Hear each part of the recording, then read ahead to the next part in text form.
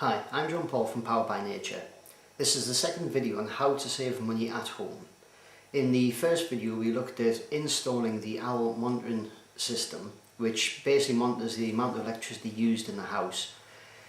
Now, if you look on the blog, which the link should appear across the bottom here, screenshots or some pictures of the electric use throughout the week. Now, it's been installed for around 5 days, so we have got a sort of baseline of the amount of electricity we use. You can see a pattern as well. Obviously at night there's very little electric use because obviously everybody's in bed. Through the day you can see it obviously rises as we have various things turned on, such as the computers turned on most of the day. TV can sometimes be on for quite some time depending on what's happening. You will also see some big spikes from the cooker. So the general big spikes are around 5 o'clock in the afternoon, when obviously we are preparing some tea for myself, the wife and my son. So what we're going to look at today is how we can further reduce some usage of the electricity. Now, what I've done is I've bought some very simple devices, which are these plug sockets. Now, these plug sockets are actually, there's 4 of them in total, and they're all on a remote. And it's quite simple to set up. There's a few little dials in the back. I don't know if you'll be able to see these properly, just here. Now, you basically set them to the channel which corresponds to the remote control. Now, once plugged in, the whole idea is obviously these go into the actual wall unit, and then you plug your use and goes into the back.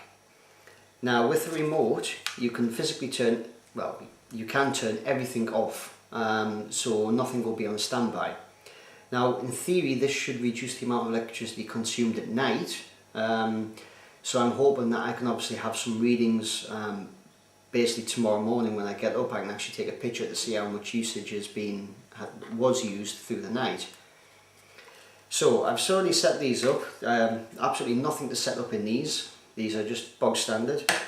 The only thing you need to do is select the appropriate channels on the back, make sure everyone's different. Put the battery that came with it in here and we're all set up to go. So what we'll do is we will go and plug one of these in to something that is running pretty much constantly, which is a baby monitor.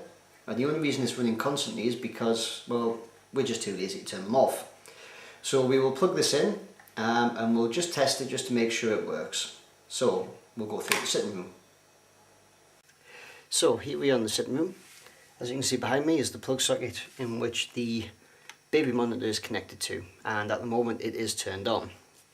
So we've selected the number 1 unit as it's being programmed into the back. So all we're literally going to do is unplug, we'll plug it in, and as you can see at the minute it's turned off. Now on the remote we have an on and an off side, as you can see there, on off and number 1. So if you want to turn it on, number 1, and it's turned on. And obviously if you want to turn it off, you just press the off on number 1 and it's turned off. So very simple to use, very simple to set up. We'll leave that on for now because my son is in bed.